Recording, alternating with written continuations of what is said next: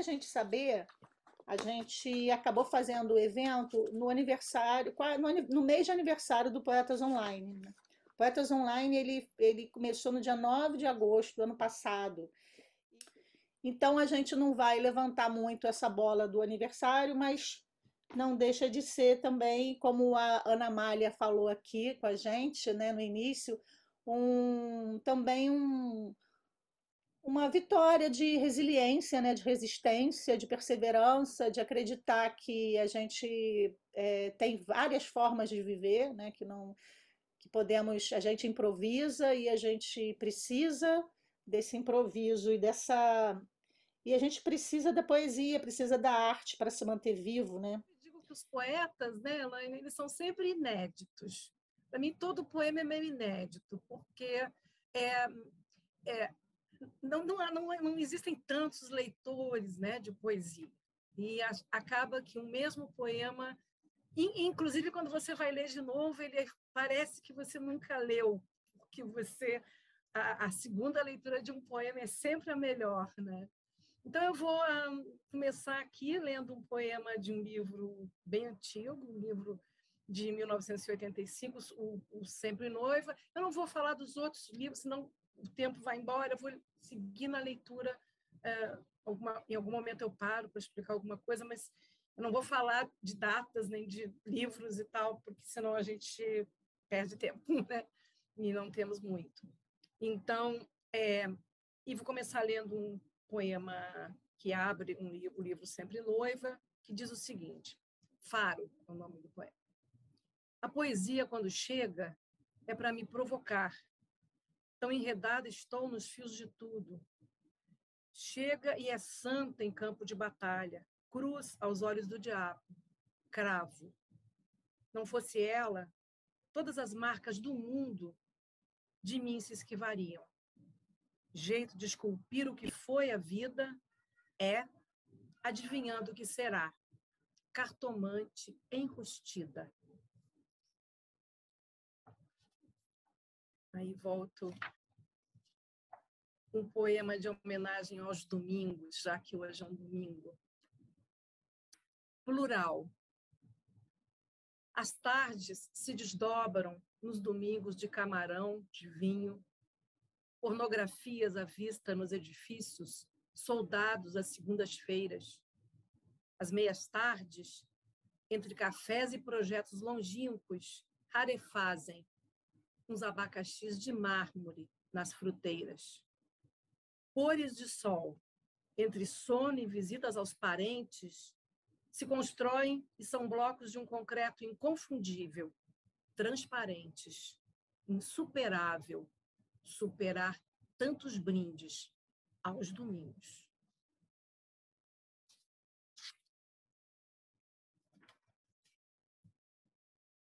Ancoradouro.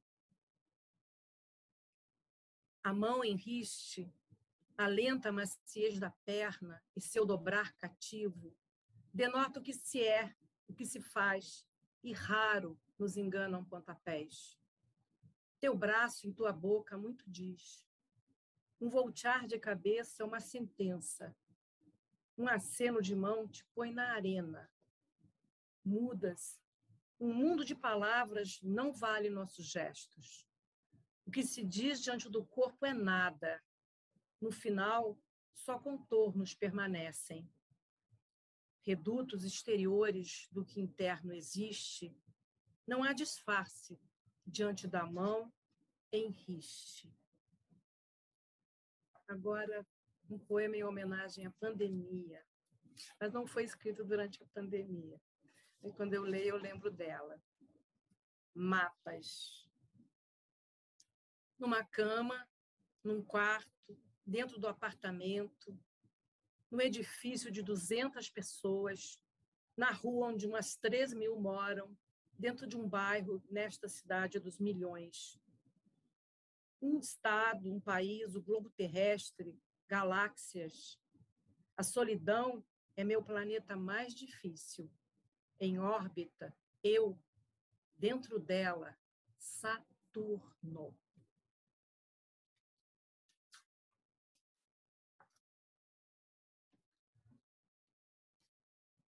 Agora, um poema de amor para amenizar a solidão. É um poema que eu escrevi sobre uma paixão de 10 minutos, sobre uma pessoa que gaguejava. E eu achei lindo a gagueira, achei a coisa mais bonita, e achei mesmo. E foi assim. Tá? Clipe. Cabras desciam o morro. A árvore não dava frutos, dava louros. Mas a vontade de dizer para o moço que a gagueira dele emocionava e ele podia me levar dali com ela era maior que as surpresas da paisagem. Um olho nos bichos, outro nas palavras dançando sobre mim. O rapaz era magro, quase feio. Nunca adivinharia. Queria impressionar, falando sobre carros, política, e eu ali, ouvido fixo no discurso tropeçante, que ajeitava a camisa e arrumava cabelo. Mas o centro mesmo, afora o canto dos louros e a vertigem das cabras, eram os poucos pedaços de sua voz.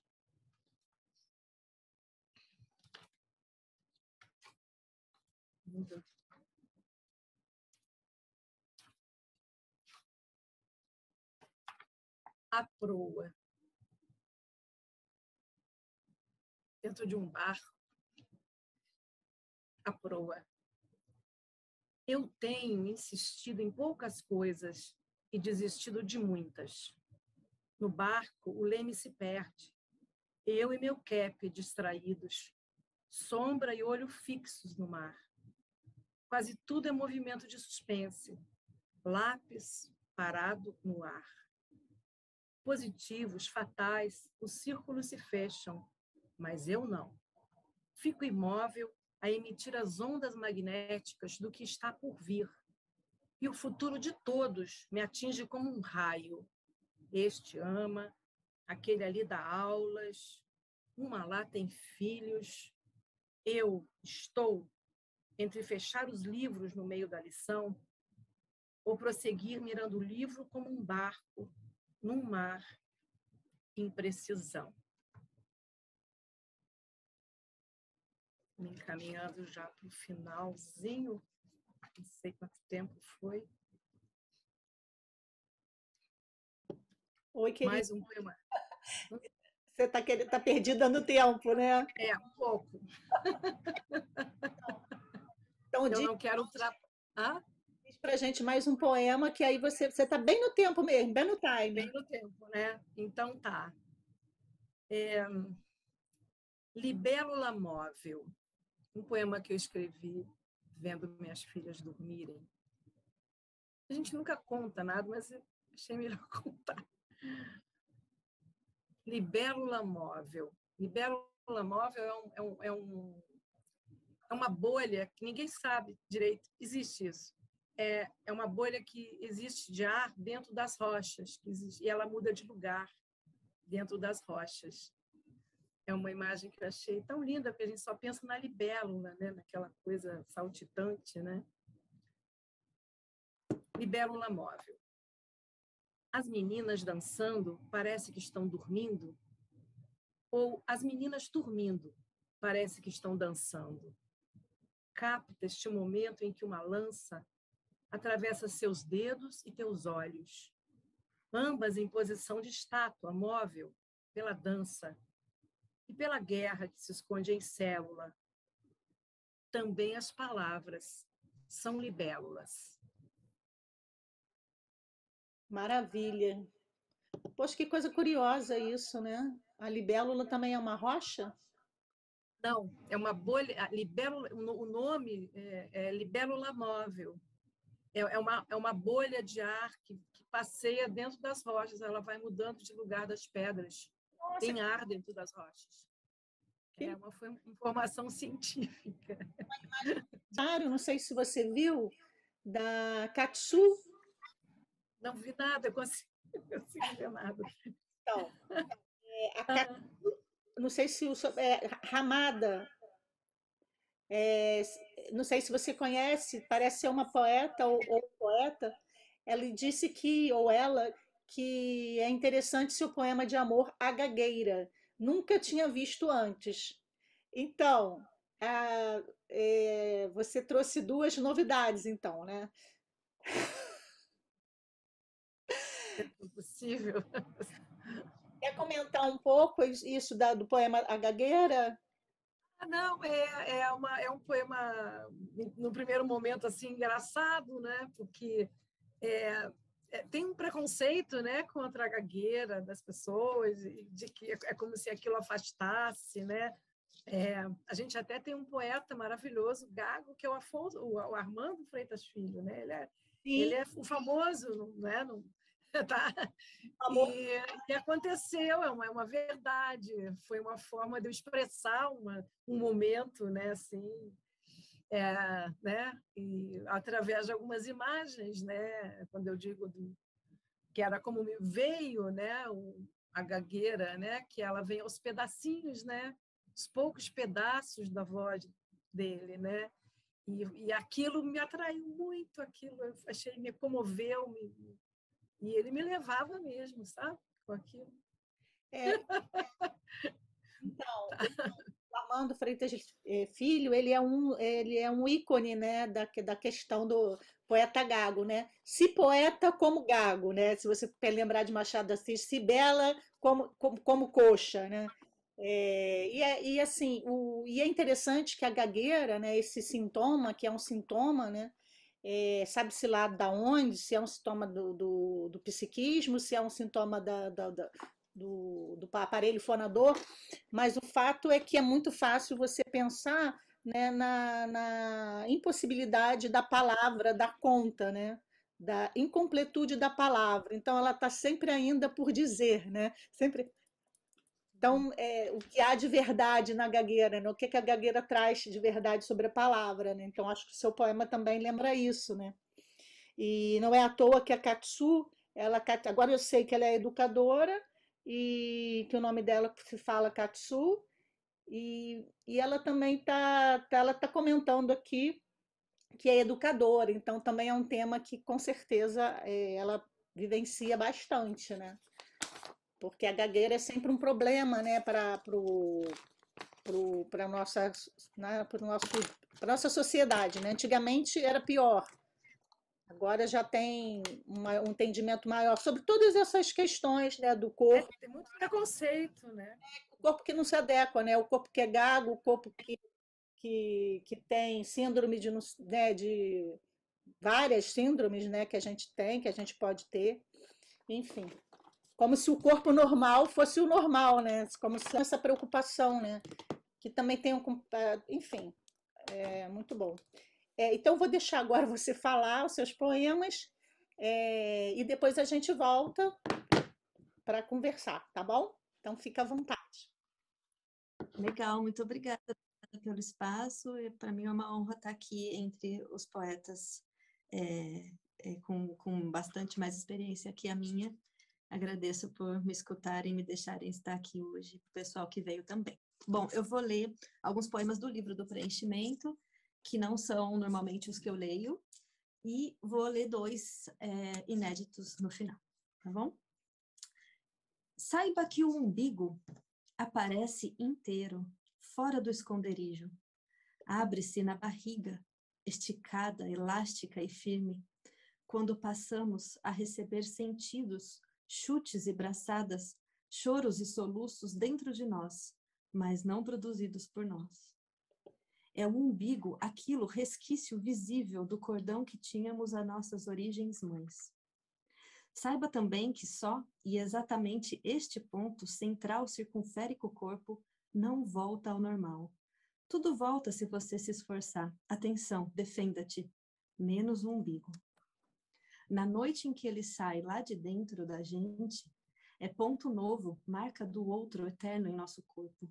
Estufadas as mãos passamos, sentimos o asterisco explícito e descobrimos, agora não tem volta. Somos a mesma origem, primórdio do outro no mundo. Agora eu queria ler um em homenagem à minha mãe e à Lisandra, que também está presente aqui hoje. Se eu soubesse antes, ou sentisse antes, minha mãe, ancestral raiz aérea, caule universal única, árvore anciã a habitar as estrelas, minha memória procedural, jamais teria ousado, adolescente trôpega, tratá-la como um humano qualquer. Perdões infinitos, choramos, pedimos, trançando uma corda e dando nós a cada arrepio de iluminação que vem à alma quando nos tornamos mães.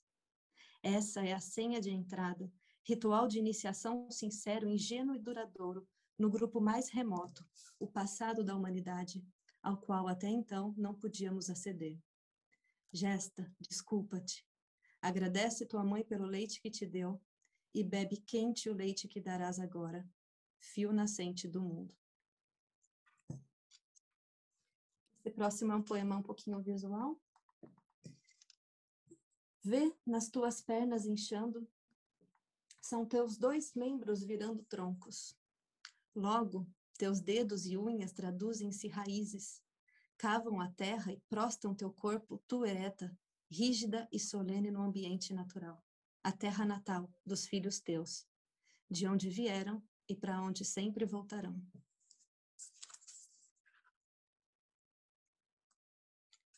Todos passarão. Todos passarão, não podem ver você, passarinho, em meu ventre, batendo pé nas asas, já brincando de empurrar os limites do seu globo terrestre, e esperando pelvicamente bebê Buda de pernas cruzadas e com a cabeça em meus pulmões, o momento certo do espetáculo para a cambalhota final, ovacional, aquela do trapezista depois de descer dos céus intacto, ou a do palhaço ao levantar da queda disfarçadamente planejada. No calor de março espero Buda virar peixe, mergulhar abaixo, de cabeça sair de mim, passando viscoso seu corpo, nariz descanso, ombros grito, tórax, pênis, pernas, pés, e deixar-me completamente solitária de novo, como antes, a habitar assim tão fraca, larva, o mundo daqueles fortes passarões.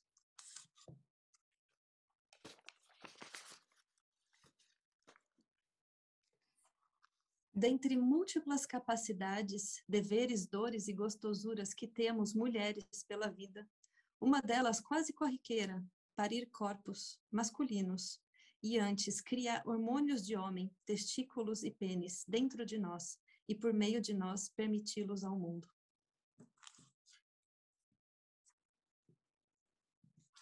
O bebê fez 1 ano. Felicitaram o bebê. Deram-lhe uma grande festa. Não compreendeu o bebê. Trouxeram-lhe presentes. Não abriu o bebê. Cresceu. O bebê fez 2 anos. E então 27, 50, ficou idoso o bebê. Ano após ano, no dia em que foi parido, felicitaram o bebê. A mãe, dessa ninguém se lembra mais. Mesmo alistando em cada festa, celebrando solitária, invisível e silenciosa, seu próprio renascimento ao lado sempre do bebê. À mãe nunca trouxeram presentes ou mínimas frases de felicidade, conforto ou proteção. Por isso, devo escrever este poema explicação aos que não entenderam o batom que levei a Débora quando pariu Natália, e o orgulho que temos nós sentido no dia do parabéns ressurreição de cada mulher.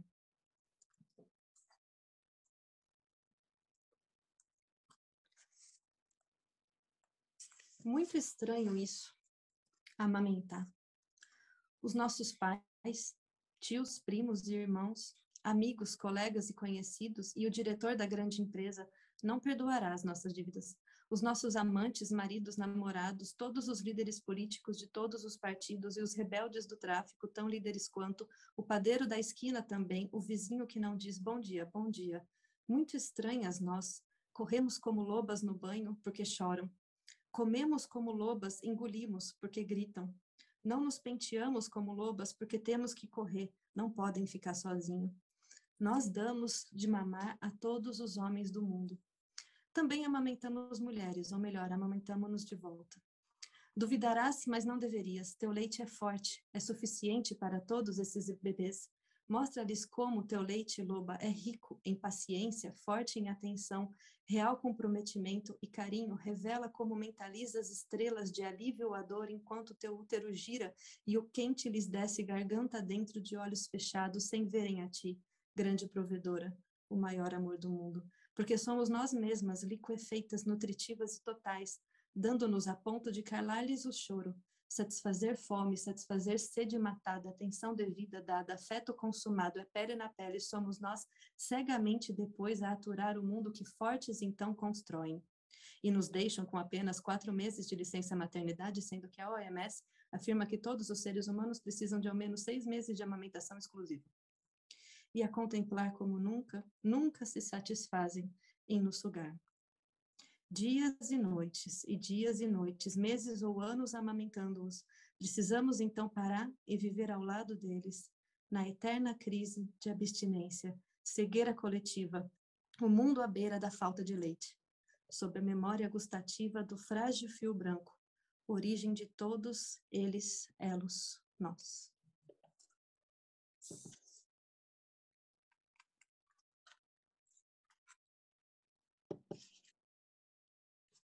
Serás bela, esposa e mãe, disseram para as minhas avós. Serás mãe, esposa e trabalhadora, conseguiram de minha mãe. Serás companheira, trabalhadora e mãe poeta, salvei-me em mim mesma. Este é o livro do preenchimento. E queria falar 2 recentes, tenho tempo? Sim, pode falar. Então, agora já é uma outra temática. Vamos lá. Eu até escreveria um poema de adeus, anunciando, como fiz há pouco, aos meus pais que choravam em uma ligação com vídeo. Mas quem despede-se hoje sabe que é para nunca mais, então não vou dar adeus nem contar que em questão de dias peço demissão. Deixo de ocupar o cargo que tanto fiz para ser professora de literatura. Perco um plano de saúde, uma conta no banco, devolvo esta pobre chácara aos proprietários e encolho-me em um avião, pedindo pálida uma entrada incerta a um outro país, onde nada sou, ainda ninguém sabe de mim, que amo chá preto com leite de amêndoas, manhãs frias, ler e escrever. Ou alguém conseguiria sentir essa culpa derramando no peito, este peso que até impede um avião de chacoalhar? Fizestes um voo tranquilo, diriam, reto, direto, ao destino este deslizante tramado tapete. E enfincada em mim a ínfima pontada dançarina do deserto, a xinga fariã, o último olhar antes de sair da própria terra e meter-se no ar, dissoluta em partículas para sempre, sem chão, sem esconderijo, sem lar. Não ligarei para os meus amigos, meu primo, o restante da família, não aviso ninguém, vou sem palavras, porque ninguém mais pode dizer um verdadeiro adeus. Não há abraços, despedidas, este século não permite tamanha proximidade e pertencimento. Há algo assim, uma pessoa desaparece, eu desapareço. Meu corpo chegará a outras terras, espero que viva novamente depois, quando as antigas promessas forem o futuro de novo, porque hoje aqui não vivo, hoje daqui parto, e eu nunca pensei que fosse sem dizer adeus. E por fim, Marcele, que é a dona da casa onde estou nesse momento, mas ela não está. Aí no cubículo onde hoje habita, o que é que levou de teu contigo? E como você foi parar aí, eu pergunto, Marcele. O que você pensou quando lhe avisaram que outra estaria em seu lugar, assim? De repente a outra sou eu, que hoje habito a sua antiga casa. Sento-me em sua cadeira macia, janto na mesa da cozinha e uso seus talheres, guardanapos de pano. Levanto-me da sua cama, excelente aquecedor. Chamaram Marcele ao telefone, eu atendi, mas ouviram meu timbre não reconhecível, desligaram. Ouço as minhas palavras ao eco. A pergunta era Marcele, eu sim, sim, sim, nossas vozes ressoam neste tom, pego suas taças, tim-tim de cristal, no móvel de madeira robusta, entalhada, e feita delicadeza, sirvo-me um vinho da sua cava e bebo. De volta à nossa última conversa nesta poltrona verde folha, você já não podia se lembrar se tinha almoçado, tomado banho, sua cor favorita, ou quem era algum neto. Mas falou, vigorosa, por combatentes minutos, sua expressão tão viva da guerra, de 39 a 44, que foi toda a sua juventude. Os encontros escondidos fora do toque de recolher, com aquele que virou seu marido. Os bailes entre meninos franceses fardados com meninos alemães, alguns muito gentis, e como priorizavam ocupar as casas de família onde havia as mais belas meninas. De como muitas depois apareciam grávidas e tiveram seus cabelos raspados em praça pública. E outras morreram de saudades. Ou ainda sonham com os invasores que já foram embora. Entendi o que era, abrindo a guerra, o seu eterno presente, Marcele. Você falava ainda, chacoalhava a cabeça e assumia os gestos de quem conta segredos aqui, nesta exata casa, onde você já não vive, e eu tento agora cumprir militarmente um isolamento de 10 dias. Rue La Place Saint-Dixet, desta casa eu nunca mais sairei. Suas fotos na parede extravasam você, adolescente, e seu sorriso afixado em malícia, percebem meus passos em círculo e minha voz também vigorosa, combativa, mas desapercebida, abrindo sem querer outro novo e eterno presente. O Contágio, de 2021. Essa aí doeu, hein? O Contágio de 2021, você conseguiu jogar para lá, de lá para cá, de uma forma, com um salto incrível, maravilhoso. Então, tá todo mundo aqui colocando, muita gente colocando comentários, né? Eu estou repassando aqui na legenda, Ana. E é isso, eu acho que o Alex ele colocou uma coisa interessante, né? Você tem uma dicção muito boa, e além disso, eu acho que a questão da dicção, que a gente está falando da gagueira, né? Engraçado, mas a questão de como você se relaciona com a palavra, né? Como você, o poema é muito isso, é o ritmo, né? Então como é que é? Como é que chama isso, a gente? A cor da palavra, da voz, como ela sai, como você emenda um verso no outro, como você costura as palavras, isso também faz parte da poesia. E aí é aquela história, quando o poeta consegue fazer isso no papel, né, dá a chave, né, consegue importar isso para o papel, é uma maravilha. Mas é bom a gente ouvir o poeta, porque a poesia não é só escrita, né? A poesia é muito ao contrário, a poesia nasceu falada, né? Então, assim, a poesia falada hoje já ganhou outros contornos, mas era muito, ela nem sempre, né, na nossa contemporaneidade, na nossa modernidade, ela teve esse destaque, né? Acho que a poesia falada, assim, atualmente, de uns tempos para cá, ela tem se destacado mais. Mas, mas é isso, muito obrigada. Eu que agradeço. Depois a gente vai voltar, né, para fazer as perguntas. Mas E aí a importância do projeto como Poetas Online, disso que você falou, né, de ter os próprios poetas lendo os textos e essa gravação que fica pública, né, depois no YouTube e acessível. isso, exatamente. Muito obrigada por esse projeto. Obrigada a você. Foi muito delicioso ouvir você falar esses seus poemas. Então a gente agora vou chamar uma outra pessoa para falar, que é o Guilherme Brant. E depois a gente vai ter o Alexandre Guarnieri para fechar e na sequência nós passamos para as perguntas. Agora temos aqui o Guilherme. Eu vou contar para vocês o que eu sei dele, quase tudo. Gente, eu sou o caçulinha, né, dos convidados e enfim, meu primeiro livro ainda vai sair ano que vem, comecinho do ano, pela Cotter. Mas vamos lá, eu vou parar de falar, senão eu me perco aqui. Eu vou compartilhar a tela, como a Elaine sugeriu, porque meus poemas têm um elemento gráfico interessante. E então vamos lá. Só um segundinho. Tá tudo certo, né? Com a tela? Tá ótimo. Tá. Esse primeiro poema, bom, eu vou ler depois, se a gente conversar um tempinho, eu dou mais informações. Mas A Arte do Prazer. Na pálida noite, fria, suada, mais uma jornada insone, insana passada de mão em mão. Na boca do povo, o coro olhando, insídia, perfídia e volúpia. No leito, enfim, eburno contraste da pele, da vida, da cor. Ela sonha e vive e transpira os sons e os gestos da noite passada, pesada, na atormentada memória. No leito sem fim, sem calma, sem paz, pesada. Mais uma na noite, velada fugaz, sofria. O dia passou, se veste, se arruma, montada, vermelhas faces e os rubis chamados nos lábios, vai à batalha. Os dedos e calos de rugas regados tateando invadindo sua intimidade. Não olhe, não veja, não sinta, sorria. A ponta batendo, a seda rasgando, regendo, furando, espremidos sua intimidade. Provida, prostrada, provada sua intimidade. Há tempo, há tempo, há tempo, afletando, alegrito, alegre, o preço jocoso. É físico, tal.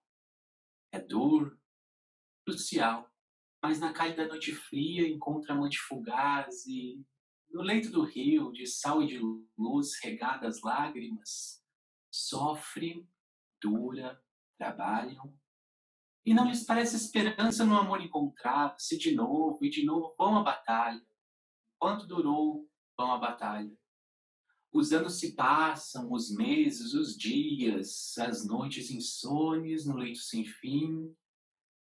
E no final a mortalha, o descanso, o leito devido, carvão e marfim. Sem nome, sem voz, ela se vai, para, enfim, virarem rainhas ela e a sua amante a poesia. O segundo, ele também tem esse elemento gráfico, mas vamos para a leitura. Sanidade. Suporta o sangue, mocinho. Suporta. Suporta o sangue agora, suporta. Suporta o sangue nas ruas, suporta. Suporta o sangue nas roupas, suporta. Suporta o sangue nas telas, suporta. Suporta o sangue nas teclas, suporta. Suporta o sangue azul, suporta. Suporta o sangue verde, suporta. Suporta o sangue vermelho, suporta. Suporta o sangue retinto, suporta. Suporta o sangue químico, suporta. Suporta o sangue de crack, suporta. Suporta o sangue das mãos, suporta. Suporta o sangue do chão, suporta. Suporta o sangue da escola, suporta. Suporta o sangue do tráfico, suporta. Suporta o sangue da comida, suporta.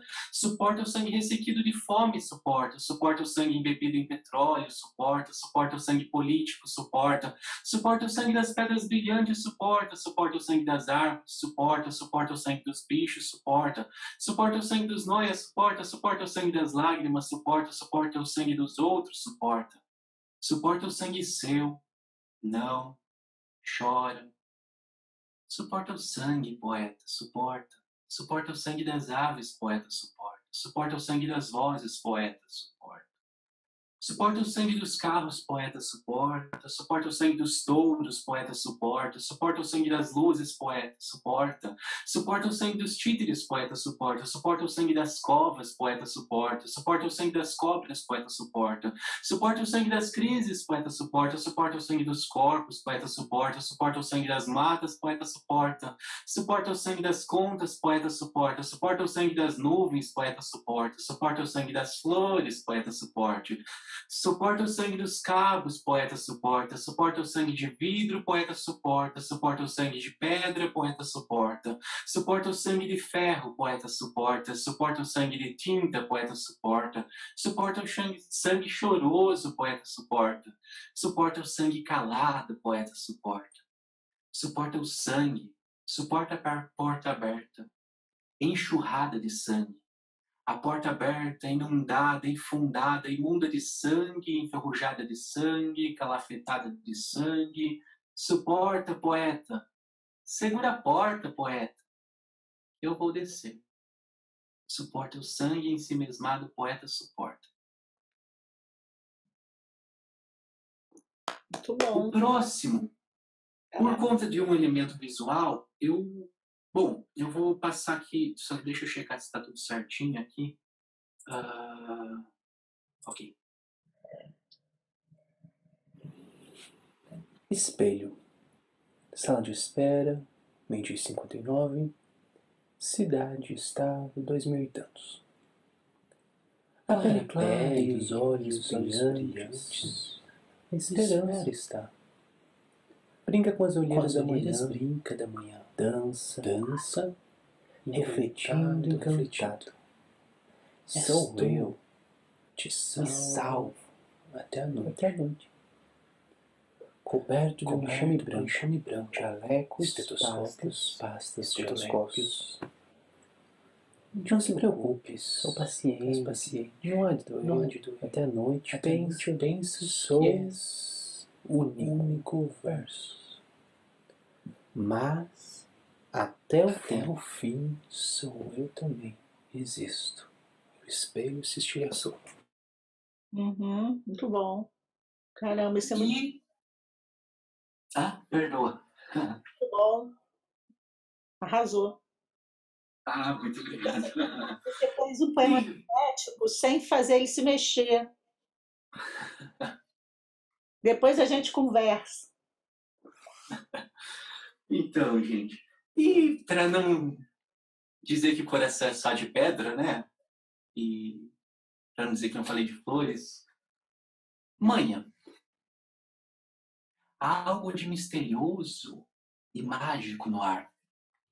A meiguice de uma planta, de seus segredos sussurrados de luz e de sol, mimosa ela sorri. Algo de insólido e insípido no mar. A solidez solidária das ondas, de seus murmúrios, rugidos de água e de sal, curado ele cresce. Há algo de material e místico nos montes, a braveza solitária nas pedras, de vivacidade brilhante dos beijos e da cal, líquido ele some. Algo de memória e de manhã no relâmpago, a permanência próspera da luz, de percepção aguçada das alturas e da sombra, melífluo ele fala. Enquanto isso falam as falas, somem os gelos, crescem as galas, sorriem as pedras. A vida encanta escrita dentro dos muros de uma casa, dentro das paredes de uma caneta, dentro dos paradoxos dos pedaços dos todos tirados das partes. Ela vibra, engalanada nos seus brincos de madrepérola de palavras. Bom, E são esses que eu separei para hoje. adorei, ficou muito bom. E você lendo, então, fica mais interessante ainda. Né? É, Poema é som. isso. Poema, quando abre a palavra falada, ela tem mais vida. Ela tem mais cor, ela sofre, ela finge. Enfim, Ela tem corpo, né? Ela tem um corpo no ar, né? sim. Assim, diferente. Enfim, é isso. A poesia, o poema é isso, mas como teve a institucionalização do poema, digamos assim, né? O que é um poema? O poema está ali com os versos, aí, né? A métrica, não sei o quê. Então, mas todos esses elementos. Sim. Desculpa, falei, perdoa. É normal, gente. Você falou o quê, então? O quê? Todos os elementos? Todos esses elementos poéticos, né? Essa forma, ela, igual algumas professoras minhas comentavam, poesia é a soma, o balanço perfeito entre forma e conteúdo. E a forma é traduzir isso em som, né? Então, Ou imperfeito. métrica, ritmo, é sonoridade, é vida. Pena que a gente perdeu essa cultura, né? Talvez por uma instituição, quem sabe, política. Na verdade, se você for olhar para a história do Brasil, a gente vê uma lacuna onde os poemas pararam de ser declamados em praça pública, em cafezinhos, né? Por determinados motivos, né? E a gente tem que reconectar com essa parte sonora, talvez, eu acho. Eu acho que a gente tem isso na poesia de cordel, né, da gente. A gente tem o movimento do slam, que eu acho que deu uma guinada. E tem também um movimento também que aconteceu, pelo menos aqui no Rio foi muito forte, né? O CEP 20.000, depois os movimentos de saraus, até que eu participei também dessa época, dos anos 2000. E tudo é sempre um recomeço, né? E essa questão do som, né? Que poesia, ela é som, né? E também é escrita, tanto que você faz um poema, né? Que trabalha o suporte, quer dizer, é, quanto mais aberto e quanto mais elementos, como você falou, quanto mais saber também ler outros poetas, conhecer a nossa história, né? Conhecer essa tradição poética. Na América Latina também a gente tem uma tradição poética que aqui no Brasil a gente não partilhou muito, né? Mas na América do Sul a tradição poética política, né, é muito forte. Enfim, então vamos deixar para papo para depois. Uhum. E vamos então agora continuar com...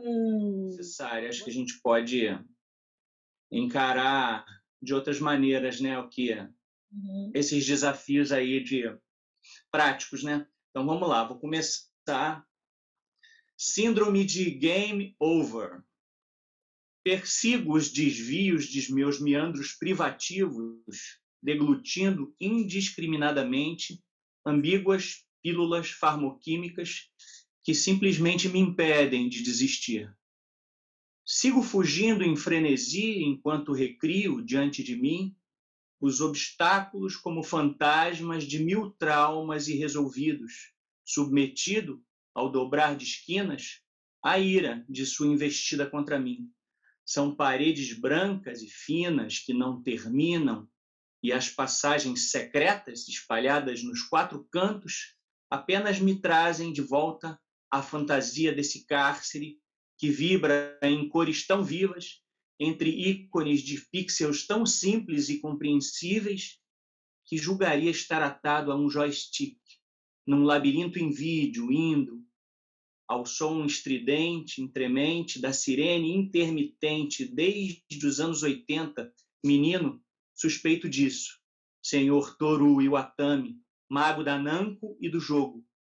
Watashiwa Semua, ele sou eu, este Pac-Man I am. Eu sou o Pac-Man. Muito bom. Agora vou ler outro, chama Tetris Extremis. Saber o próprio contorno, outrora sob controle, estourado em tantos bólidos, transitando, indistinguíveis do todo, como, por exemplo, num corpo, o úmero sem o ombro, o crânio sem o pescoço, ou um espírito sem o dono, a dor de um sem o outro. Agora as células que sentimos na vertigem estão em queda livre. São dominós imperfeitos, apenas parcialmente afeitos, cumprindo uma espécie de êxodo por dentro, atraídos ao solo sem domínio, pela gravidade de Newton, ou por qualquer oxímoro jamais previsto pelo ímpeto de jovens físicos.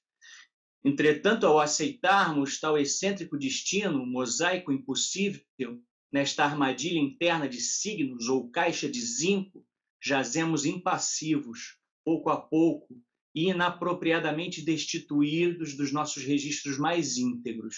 Ao recompor em puzzle, de novo e de novo, o revoltoso equilíbrio de ciclos dinâmicos que a cada nível vão se complicando neste jogo de blocos dificílimo, ante o esforço, sôfrego e forçoso, de acoplar as partes recombináveis pelas reentrâncias anatômicas de seus recôncavos, algo que, em retorno, nunca estará integralmente pronto ou recomposto. Daí nos sentirmos um tipo desatomizado de monstro, feito refém de algum plano tormentoso, o tétrico sequestro em algum setor extremo do universo onde toda a matéria se reveste só de elétrons. Resta vivermos assim, por instinto ou por um triz, caindo em si a cada próximo ponto do cronômetro, sofrendo estranhos desmaios nos encontros, instigados e intrigados ante o hiato de nos completarmos, ou de enquadrar aos módulos análogos o mesmo esquadro, ímprobo, pobre, esquálido, desgastado. Eis como somos, todos, esquecidos dos próprios moldes, explodindo-nos em blocos sólidos, ainda que moles, nossos ossos exóticos caindo do céu contra o solo, apostando já no fracasso, desde o primeiro átomo jogado, ao acharmos no mesmo âmbito o plano igual em que nos encontrávamos.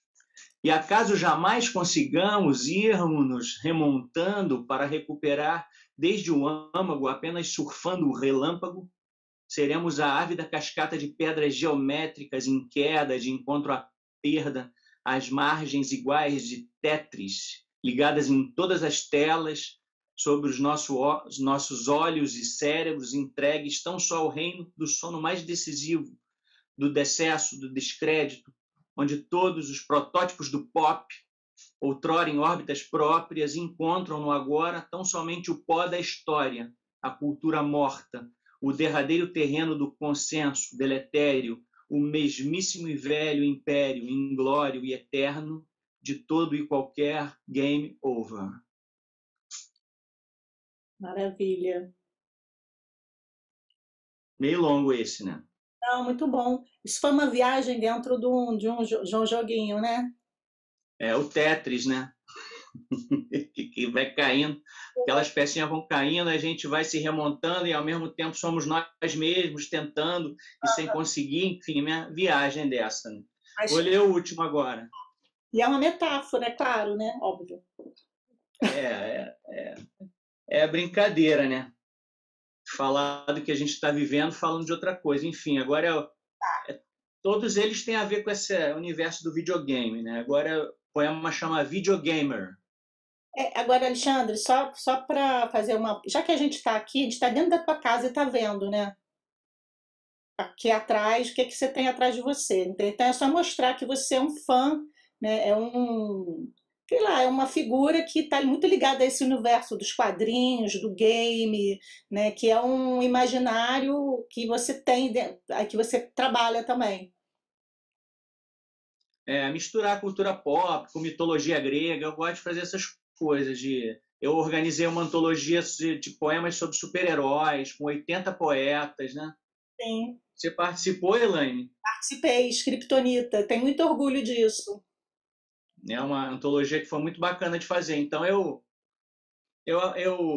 faço o tráfico dessas influências todas, né, para dentro da poesia, tentando, de alguma maneira, encontrar uma forma de costurar tudo, né? Sim. Enfim, a cultura pop atravessa muitos meus poemas. Enfim, aí tem um poema do Pac-Man, tem um poema do Tetris, agora é o videogamer, é o cara que joga. Videogamer. Altero em tela as configurações de cor e brilho do vídeo híbrido filtrado através do vidro. Quem sabe se menos estímulo ou o gráfico menos incrível me regridam a uma fase onde me recrio. Mas o movimento excessivo e esse som pelo tímpano tanto me irritam, são gatilhos físicos enquanto persisto, vítima de algum prejuízo invisível que não decifro. Eu nunca me redimo do vício onde revisito o experimento contínuo, o de estar perdido no cárcere do labirinto. É quando me dou conta de que o registro eletroacústico, toda a orquestração do ruído de blips, trrr, clics, tics, trins, fonte de certa angústia, está ligada a mim. Minha frequência cardíaca é lida em rolos de fita com tintas coloridas. Vejo acoplagens de lâminas e cânulas de anestesia entre seringas de plasio e de morfina que regularmente se esvaziam. É a interface desse novo jogo, que já me enoja, e algo aziago a mutar-me no girar de alguma válvula ou chave. Algo entre a dor e o sonho, a náusea e o nojo, o fogo tóxico de encontro ao frio no torso que petrifica até o pescoço, que qualquer Kama Sutra aqui fracassaria sob a cama ou mau karma de uma escara suturada pela agulha cirúrgica e a finíssima fibra da linha de nitroglicerina. É na ampla maca em que me encontro em coma, como um destroço, quase um homem sem o nome, o sarcófago disfórico onde todo o meu esforço é resfôlego, espécie de véu inóspito, sem introito, onde meu corpo dorme e o game over chama-se óbito. Nossa, forte, hein? Muito bom. Maravilha. Gente. Eu ando fazendo experimentos gráficos também. Eu vou fazer um compartilhamento de tela aqui, ó.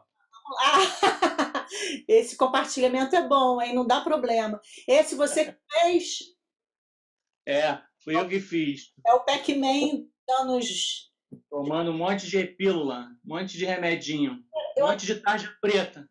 Adorei você falar, esse negócio que você falou, que nós somos o Pac-Man, achei ótimo, é isso, né? Por exemplo, aquela história, né? Eu sou Madame Bovary, eu sou o Pac-Man, né? Porque... Eu me dei conta de que essa coisa, esse joguinho tão inocente que teve na nossa vida infantil e tal, um negócio terrível, né? Um bicho preso dentro de um lugar, ele não tem saída, quando ele acha que está escapando, ele está voltando para o meio do labirinto, ele é perseguido por fantasmas, ele tem que comer aquelas coisas, mesmo sem querer, ele tem que comer. É um negócio... Pac-Man, e foi um ícone, né? Acho que assim, da nossa geração de joguinho. Eu adorava Pac-Man. É aterrorizante, né?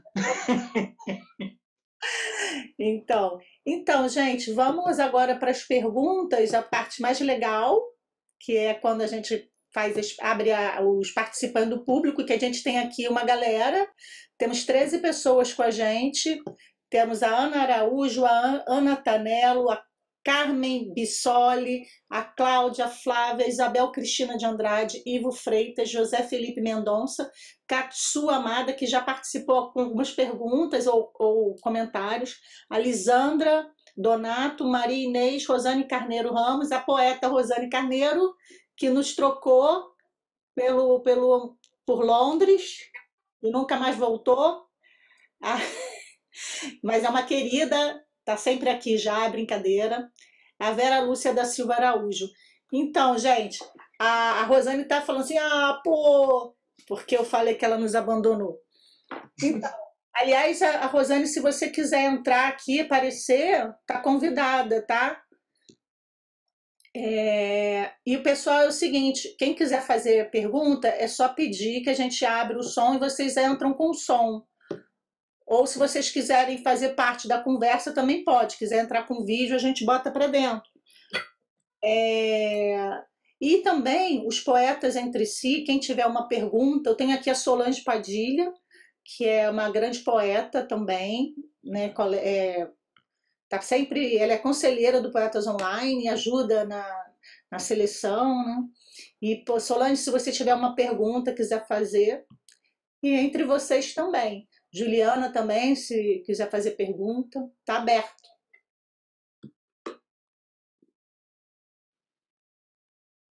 E o que eu fico sempre bem curioso de saber como é que os poetas estão lidando com esse momento, né? Tem gente que eu sei que está bem fechada, que está produzindo muito pouco, que está meio que esgotado, assim, se sentindo esgotado de inspiração, mas tem gente que está produzindo muito. E eu fico sempre querendo saber como é que vocês estão lidando com a produção, né? Uhum. Boa pergunta. Quem poderia responder, o Alexandre? Eu. Alguém?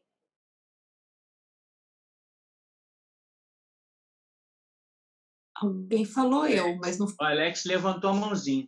Então, Alex, fale. Eu falo naturalmente por mim, né? E acho que a pandemia, com esse isolamento, distanciamento, permitiu que eu produzisse bastante, porque até óbvio, né? Você está em casa, que é o melhor lugar para se refletir, pensar. ler e se inspirar, não é? E você está tranquilo ali e não tem aquelas demandas do dia a dia, você tem que sair, porque era uma coisa. Aí o tempo para se dedicar, né, à poesia é um tempo que requer uma introspecção. E a pandemia permitiu isso, foi incrível. Claro que antes da pandemia também eu produzi algumas coisas, né? Mas eu produzi bastante agora, né? Praticamente, não sei se posso dizer, foram 2 livros, né? E um CD de poemas sonoros. E participei de várias lives e cursos também, contatos, e isso continua. Ainda tenho algumas coisas em vista para fazer, e é incrível, porque você pode interagir com o mundo todo, né? A Ana Amélia está lá no interior da França, sabe? Uma pessoa pode estar no interior da Sérvia, está aqui com a gente. Isso é incrível, né? Para reunir as pessoas ao vivo era difícil, e alguns gatos pingados, né? A não ser, claro, em eventos mais consagrados, né? Como o CEP, que a Elaine falou, e alguns saraus. Mas, em geral, né? O público de poesia, como a gente sabe, é diminuto, né? E agora houve essa coisa, né, esse contato bem mais amplo. Então, Alexandre, te respondendo, e também, ao mesmo tempo, fazendo um brinde aos poetas, nada melhor do que um brinde com vinho, né? Eu queria parabenizar a todos, né, por mais esse Poetas Online. Realmente gostei muito dos poemas em geral, percebi também que há uma boa experimentação com relação aos temas, com relação ao uso das palavras, sabe, num campo mais expansivo, sabe, penetrando no visual também, o Guilherme. Acho que esse é o caminho realmente para arejar mais, sair um pouco daqueles temas, né? Alexandre, você o que eu chamo, faz uma espécie de poesia sem ser poesia, que muito me agrada particularmente. Ou seja, são temas que fogem ao tradicional. A gente tem que procurar isso, eu acho. Fugir um pouco das convenções poéticas, de um certo lirismo que já está um pouco já desgastado, né, em 2020, 2021, né? Eu acho que a gente deve abrir também os olhos para novas vertentes poéticas, como a poesia visual, a poesia sonora, a poesia performática. A gente não pode ficar só na palavra, que realmente tem a sua magia, o seu transporte, né? E que nos comove. Mas também existem outras linguagens que o poeta pode se utilizar para ampliar o seu campo de criação, de atividade. Eu acho que vocês estão nesse caminho. Todos vocês hoje foi um dos melhores poetas online que eu pude presenciar, né? Parabéns. É isso que eu tinha que comentar, naturalmente, de uma forma resumida. Está com 2 livros prontos, e esses livros a gente vai ver quando? Olha, esse livro tem um aspecto um pouco um complicador, né? Porque um dos livros ele é em inglês, e ele é um livro que foi publicado em Berlim por uma editora lá, né? Denominada Errant Bodies, e só pode ser adquirido através da Amazon. Eu não tenho esses livros para fazer um lançamento aqui, né? Entendi. E o outro é um livro sonoro, de poesia sonora. Esse a gente pode ver quando acabar a pandemia. Eu pretendo distribuir, fazer aquelas coisas que a gente faz, vender de mão em mão e tal, entendeu? Então, eu falei 2 livros, na verdade, que eu considero na verdade, são 2 publicações, né? Aliás, realmente são 2 livros, porque o outro livro é muito difícil fazer chegar o livro às pessoas de poesia. O outro livro é altamente experimental, chamado Doc Types, e é uma transcrição em HTML. É um experimento completamente nonsensical, entendeu? Eu exploro... Coisa que você detesta, né? Oi? Coisa que você detesta, né? Pois é, exatamente. É a minha linha. Então, você imagina, Alexandre, já a poesia falada, onde as pessoas, o público, tem uma certa dificuldade de compreender as metáforas, as fonopeias, todas essas imagens, né? Agora, você imagina um livro onde você não tem o que compreender, porque o poeta propõe outros signos, sem ser o signo da palavra, que já tem um certo domínio. Então, são 2 livros que praticamente vão ficar encalhados, né? Apesar de eu considerá-los assim bastante interessantes, mas eles não têm entrada, não têm distribuição, né? Eu trabalho com editoras, mas editoras muito independentes, como a editora do Renato Rezende, né? Essa de Berlim. Oi? Editora Circuito? A Circuito é esse livro chamado Doc Types. E o livro de inglês chama Antilogy. É todo em inglês, né? Porque o editor me ofereceu, aí eu não podia falar não. Aí eu consegui o livro, os poemas são em português, eu consegui traduzi-los para o inglês. Ficou muito engraçado. Fala, Elaine. Eu queria só para pedir para você aproveitar e falar do concepto nasal que está naquele site, como é que é o nome dele? Sim, do SoundCloud.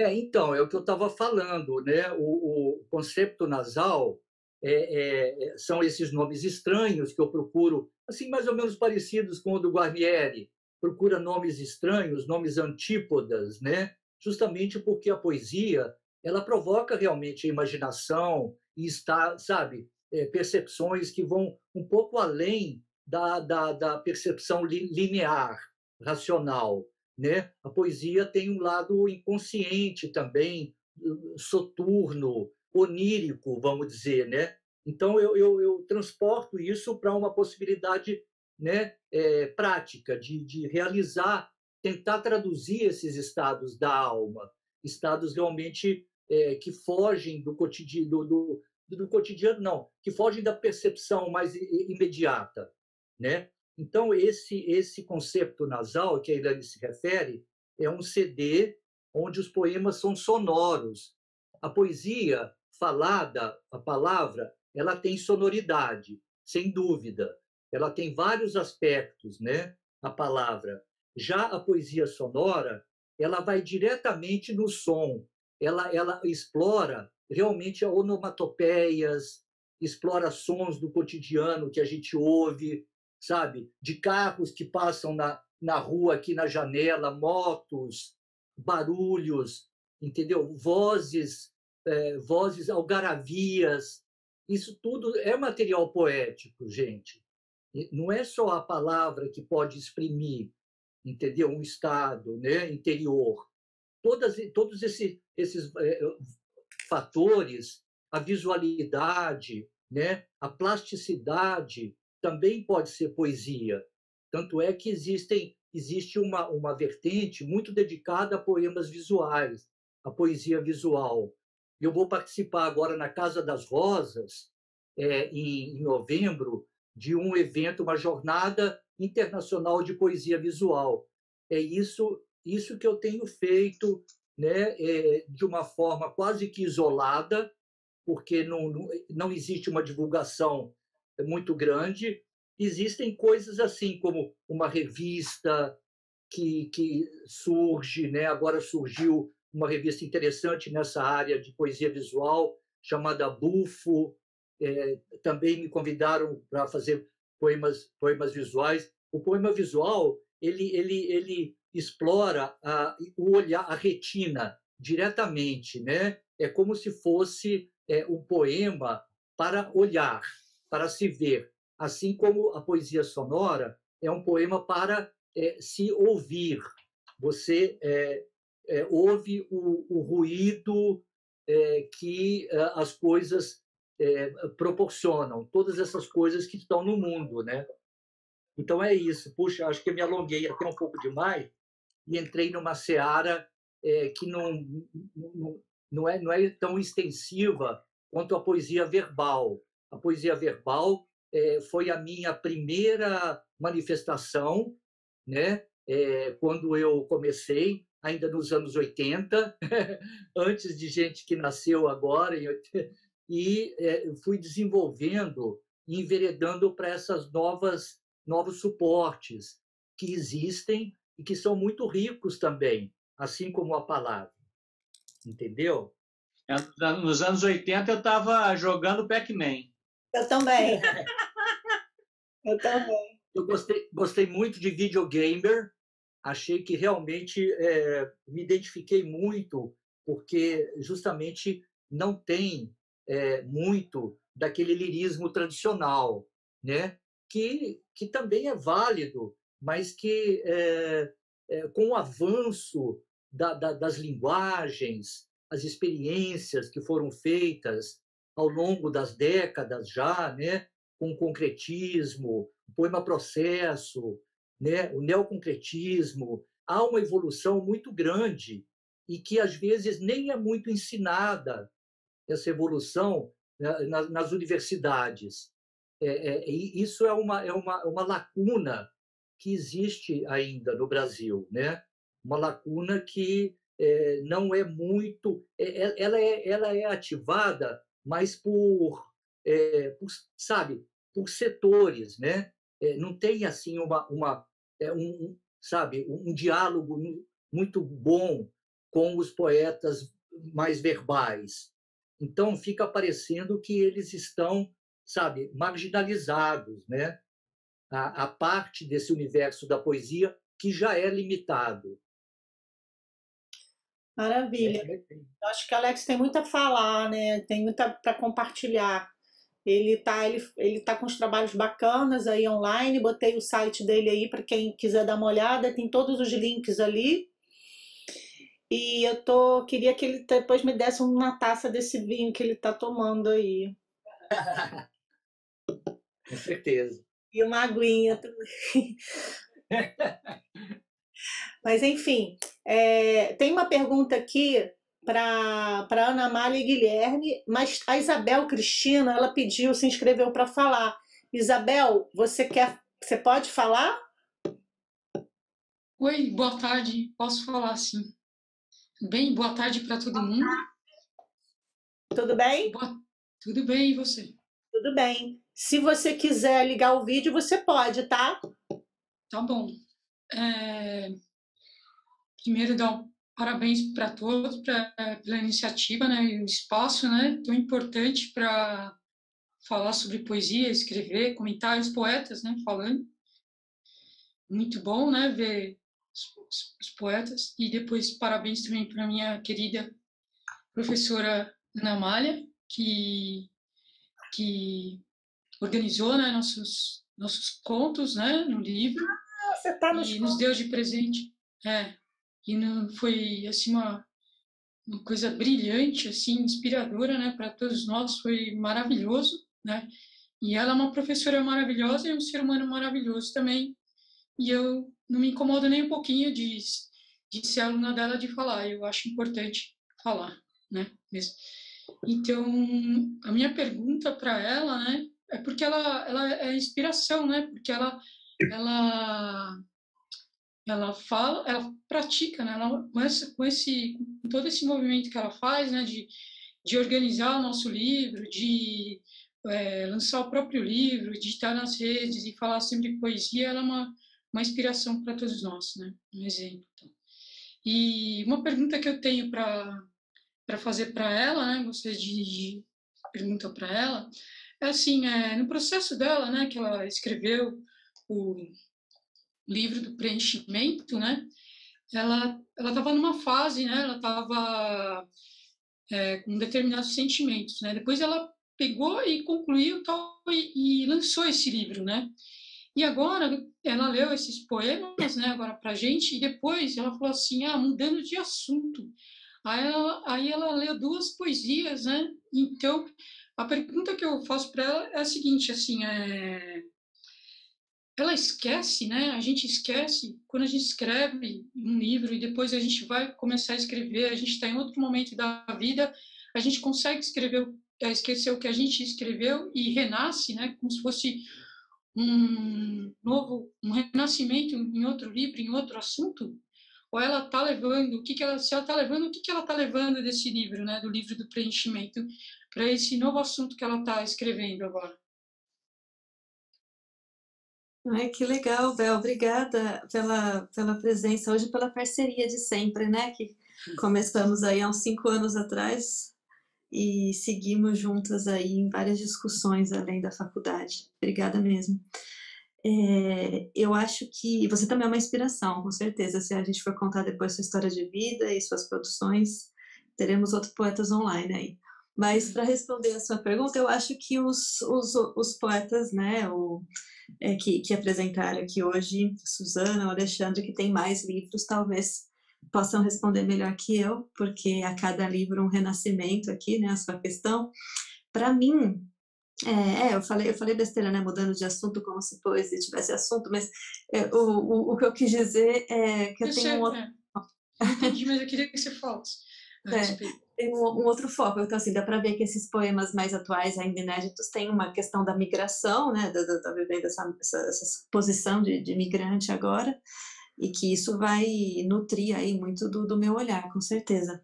Mas eu acho que o livro do preenchimento, ele tem essa cara, né, de maternidade, mas na verdade a gente está falando aqui sobre acho que é um livro de estreia, né, que está falando o que eu tentei, na verdade, essa segunda camada em que a poeta nasce, né, e o leitor dessa poeta também nasce. Tem esse encontro, essa metáfora de mãe e filho, mas tem, né, a poeta e o leitor também por trás, enfim.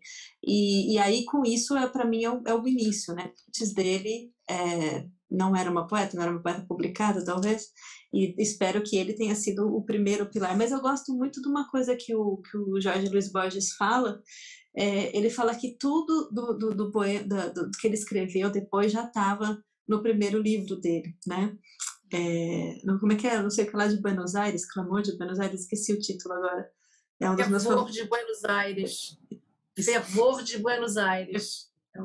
E que depois, né, de outras formas, de várias maneiras, foram aparecendo nos outros livros dele, mas que ele sabe, relendo o Fervor de Buenos Aires, que por trás dos versos já está ali tudo que ele iria escrever para sempre, né? Então, eu acho que eu estou falando isso porque concordo bastante. E o que fica do livro do preenchimento para o que eu estou tentando fazer agora, com certeza que é uma questão de ritmo, de estilo, de ligação de um verso no outro, e aí tentativa de construção mais forte dessa voz poética, né? Obrigada. Muito bom. Agora tem a Solange, também gostaria de fazer uma pergunta. Solange?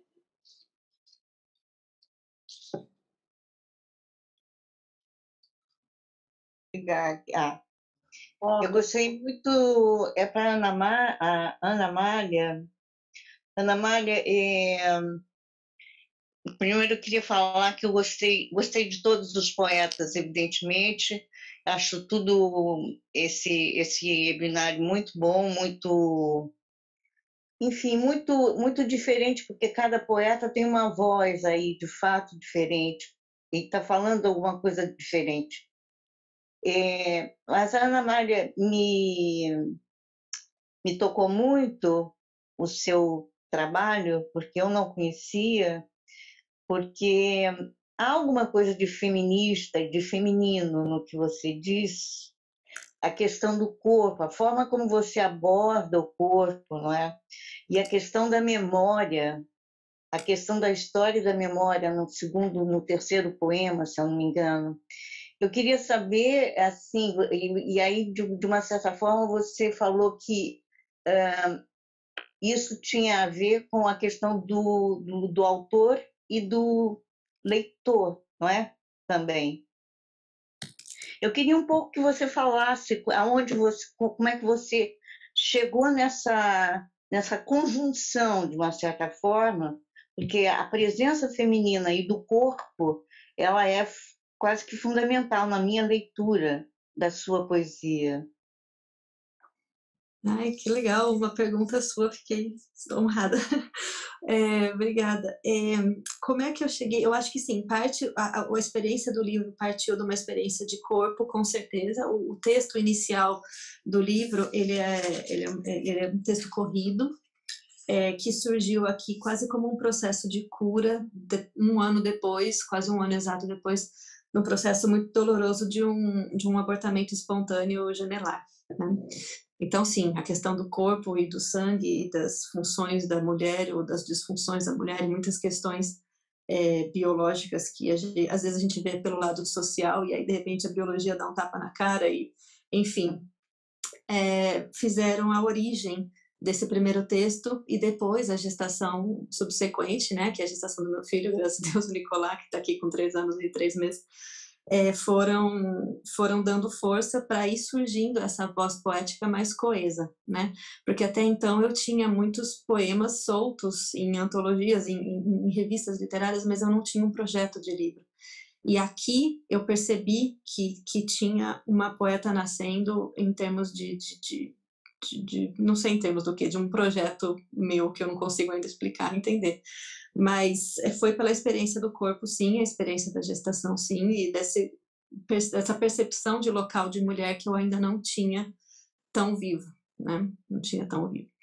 Então, onde que eu consigo colocar aí, eu não sei, né? Eu acho que a experiência do livro foi pensada nesse sentido, que, né, em uma camada a gente vê uma camada de uma experiência não romântica de gestação, e aí uma fala entre mãe e filho de uma certa forma, ou uma fala de uma mulher que reflete sobre esse processo todo, mas numa segunda camada, quem entende de poesia, de teoria de poesia, vê aqui uma discussão do eu e do outro, e do escritor e do leitor, mas ainda mais leve, né? A primeira camada ela é muito mais forte e muito mais visível. Tá? Então é mais uma experiência da leitura como um todo. Eu não sei se tem um poema em si, um verso em si que eu possa deixar mais claro. Né? Gostaria muito de saber da sua leitura. Muito interessante a forma como você também faz a abordagem que eu achei da memória e do tempo. A maneira como você relaciona a memória, o tempo e efetivamente esse percurso, esse deslize que você faz, enfim, essa questão quase que de identidade que perpassa tudo e ao mesmo tempo que se renova todo o tempo e que é um tempo que está o tempo inteiro entrando dentro da memória e saindo dentro da memória para o presente. Eu gostei muito daquele poema, muito. Que legal. Qual que era, Solange? Desculpa. Eu não sei, é a história da casa, né? Ah, tá. Eu queria fazer uma observação sobre Posso agora? Não sei se é... Sim. Tá. Sobre a poesia da Ana Malha, né? Que eu não conhecia, né, Ana? Então, gostei demais dos teus poemas. É uma abordagem bem sobre o universo feminino, né? Não seria um tema novo, porque ele já foi abordado em vários outros momentos, né? Na década de 80. Eu mesma tive um trabalho nessa área, enfim, tenho, né, ainda uma militância assim, nessa área, mas é uma forma, é um certo modo de dizer que é novo, né? Quer dizer, a poesia ela não vive só de novidade, né? Para mim, pelo menos, tá? Eu penso que é um todo e várias coisas convergem para isso, e eu busco sempre aquilo que é digamos, eterno dentro da novidade, sabe? Então, aquilo que serve para mim, serve para a minha vida. Assim, eu descubro, eu gosto de descobrir formas de enfrentar a vida melhor e a poesia me ajuda. Mas ela me ajuda dentro disso, daquilo que é permanente, dentro do novo que surge. Para mim é um pouco isso. Então, não tem exatamente um poema velho nem novo, tá? Desse ponto de vista, desse lugar do aprendizado, que é o meu lance com poemas, né? Sejam eles de que ordem for, visuais, não, enfim, de que geração for. Mas, assim, você tem um lirismo muito novo, né? Tem não é uma novidade, é um lirismo novo, né? Como esse poema que você leu inicialmente, que talvez esse seja a Solange tenha, não sei se foi esse, mas é esse em que você fala da capacidade da mulher de gestar homens, né? De gestar um corpo masculino dentro dela. Quer dizer, esse é um olhar muito novo e um modo também novo de dizer, né? Desse lugar do feminino. A certa altura, você também diz lá no outro poema, que eu esqueci agora o nome, porque eu fiquei anotando algumas coisas, e você fala assim, o mundo à beira da falta de leite. É uma imagem belíssima que traduz muito isso que a gente está vivendo hoje, né? Da pandemia, na solidão. A gente está nessa exatamente, é uma imagem forte, só ela já dá conta disso. Eu leio um pouco buscando essa entrada no mundo, sabe? Então é muito bonito, gostei demais, sabe? Eu vou buscar seu livro, sabe? Assim, realmente gostei muito. Parabéns. Nossa, que super comentário, obrigada e obrigada demais pela atenção a esse verso. Não o poema todo, mas claro que alguns versos dá tempo de você anotar, porque vai falando, e a gente não consegue. Obrigada, e concordo com você, não acho que é nada novo, né? O olhar da mulher, etc. E tento ter algo, né, de um olhar para enriquecer essa discussão também, com certeza, para a gente sempre aprofundar e, né, muito fundamental as mulheres refletindo sobre essas experiências e tudo. A voz que é nova, a voz que é sua. E isso Solange, é isso. O dia que eu me dei conta que eu estava gestando um homem dentro de mim foi realmente bem doido. Deve ser mesmo, caramba. Eu nunca tive essa experiência, mas imagino que deve ser uma coisa assim, singular mesmo, né? Você dá, aquela história, né? O útero, ele é um poder, mas é um poder de dar poder. Então a gente quem tem útero, né, fica num lugar que não é um lugar de poder como o do falo, né? Como o falo se impôs, né? O falo se impôs de uma forma a tirar o poder, ter o poder só para si. E já o poder do útero, ele é o do compartilhamento, né? Eu acho que aí tem uma coisa bacana aí para se escutar, né? Enfim, agora eu queria só... O útero, ele é um poder, mas é um poder de dar poder. Então a gente quem tem útero, né, fica num lugar que não é um lugar de poder como o do falo, né, como o falo se impôs, né? O falo se impôs de uma forma a tirar o poder, ter o poder só para si. E já o poder do útero, ele é o do compartilhamento, né? Eu acho que aí tem uma coisa bacana aí para se escutar, né? Enfim, agora eu queria só fazer uma. A gente já passou muito da hora e tá uma delícia, mas eu queria só fazer uma última pergunta para o Alexandre Guarnieri, né? Que eu queria saber o seguinte: você numa entrevista, né? Eu acho que é no Potiguar Notícias, há pouco tempo atrás, para Cefas Carvalho, você declara que naquele momento não se sente apenas capaz de firmar seus valores em prol da vida e pela criação artística. Meio que você trouxe aqui, meio que repetiu isso, né, dizendo que não quer falar da pandemia, quer falar de outra forma, e prossegue dizendo que só seria, porque ele te pergunta como seria o mundo, como é que você vê o mundo pós-pandêmico, né? E você prossegue dizendo que só seria possível planejar ou conversar sobre uma vida pós-pandemia quando as curvas decrescerem, as mortes cessarem e a ciência chegue a algum sólido consenso sobre como lidar com a Covid.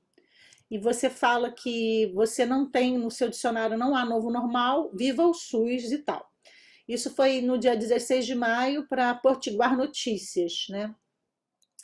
Aí é meio que você meio que tá, hoje você repete isso, né? E, e depois você coloca na revista Arara,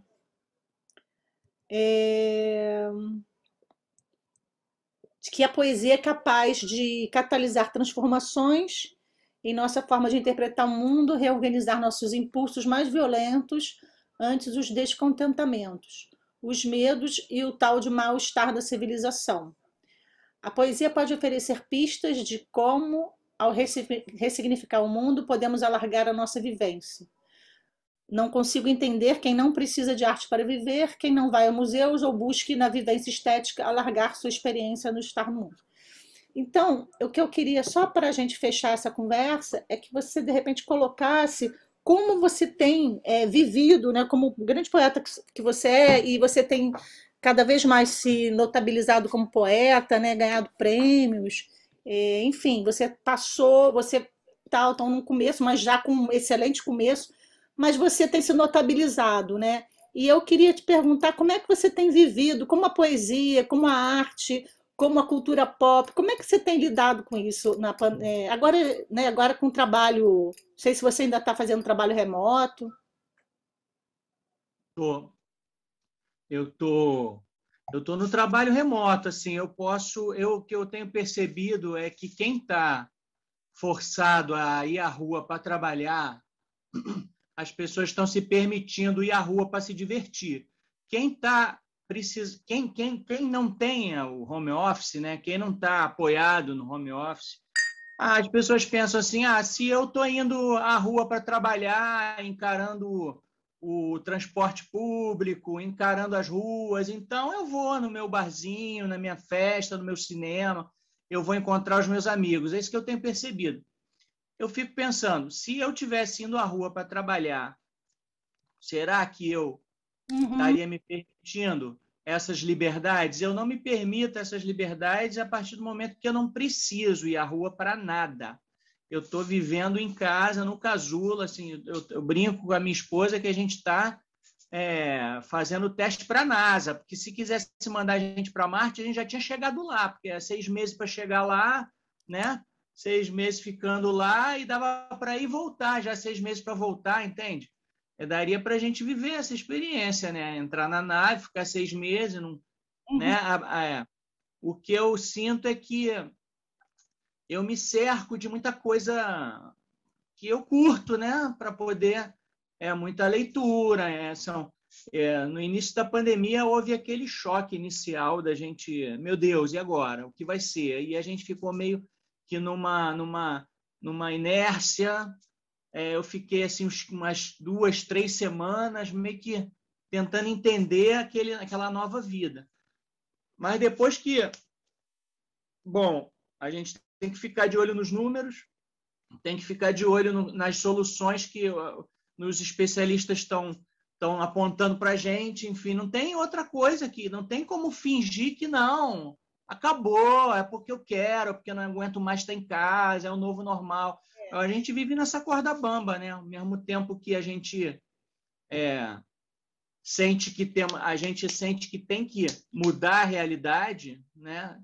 E fazer algo que possa transformar esse país nesse momento, algo que a gente não sabe bem o que é. E a rua, por exemplo, eu não vou nas manifestações, porque, para mim, eu tenho, na minha experiência, que eu sou gordo, enfim, estou quase diabético, eu estava fumando horrores, eu não estou a fim de me expor na rua, né?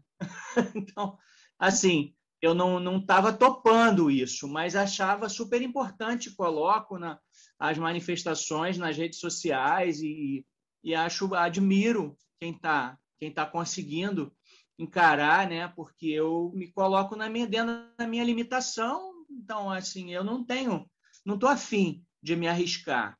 Uhum. Perfeito, é Eu isso. não sei. É um equilíbrio, né? A gente está vivendo um momento delicado, né? Eu É, não posso. é uma Não sensatez pode. isso, né? É uma sensatez. Se você tem como se proteger, por que que você vai se expor a uma doença letal, né? Exato, e virar um vetor, né? E ficar levando o vírus de um lado para o outro, de um lado para o outro, né? Uhum. Não vejo por que isso acontecer. Agora eu fico pensando, se eu tivesse obrigado a ir todo dia para o trabalho, voltar para casa, como que eu estaria Ah, experimentando minhas horas livres? Eu não sei exatamente responder, eu não sei. aham, eu acho que sim, exatamente. Agora, a pessoa que tem todas as condições e acha que é bobagem, aí isso eu não entendo, sabe? Isso eu não entendo. Mas olha, tem a Rosane Carneiro, ela quer fazer uma pergunta. Rosane, Não, eu e não tô. Tá me ouvindo? Não, porque eu fiquei na dúvida que eu sei usar o Zoom para dar aula, né? Mas assim, no formato programa, eu não estou conseguindo lidar muito bem. Não, eu tinha uma curiosidade, apesar de já ter estourado o tempo, né? Como você disse, é, eu gostaria de saber dos poetas.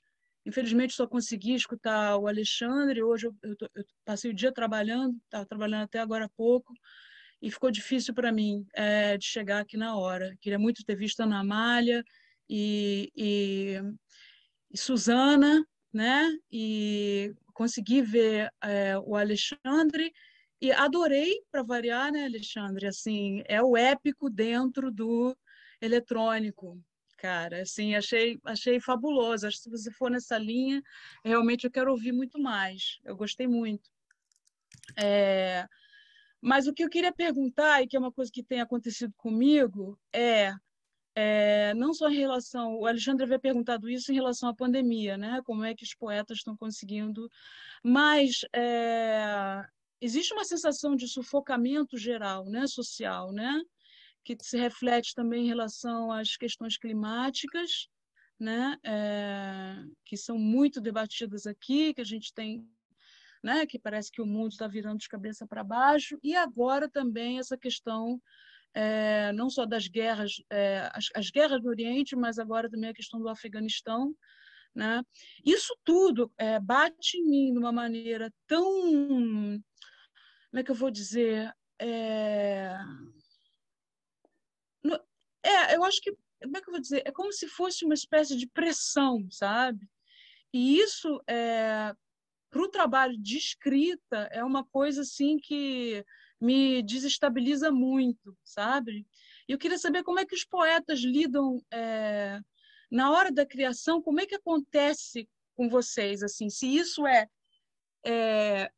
racionalizado dessa forma, né, na hora que você está dentro do processo criativo da poesia, se isso, de uma certa forma, interfere no processo criativo de vocês, ou se vocês conseguem tomar distância e talvez até por conta disso, expressar melhor essas inquietações, se é que vocês têm essas inquietações, né? Assim como, quer dizer, é o meu caso, né? Eu estou falando do meu caso.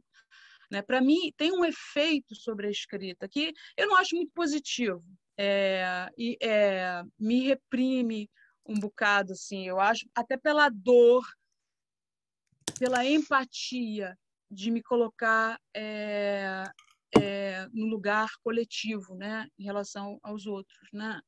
Então eu queria saber como é que vocês lidam com isso, todos os poetas, para quem quiser responder, enfim, né? Acho que eu vou responder assim. Rosane, minha forma assim de trabalhar. Primeiro que eu durante a pandemia, por exemplo, eu trabalhei muito, porque eu tive é como se eu tivesse reconstruir a Estação das Letras do nada, do zero, partiu porque não havia nada online, e a gente teve que trabalhar muito para colocar em pé uma coisa, tive que fechar um espaço, foi assim. Agora, com relação à criação, né? Então, primeiro é bem irregular, assim, né? Eu não sento e digo, vou escrever e vou ficar aqui escrevendo. Não, vai surgindo, a coisa vai, né? Eu não deixo de escrever.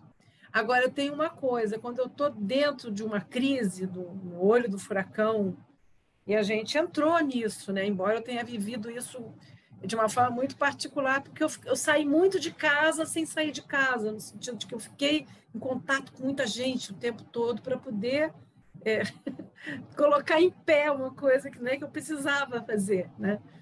Mas, então, assim, quando eu estou dentro do olho do furacão, ou dentro de uma emoção muito forte, seja de que natureza for, seja negativa, positiva e tal, eu tenho muita dificuldade de escrever.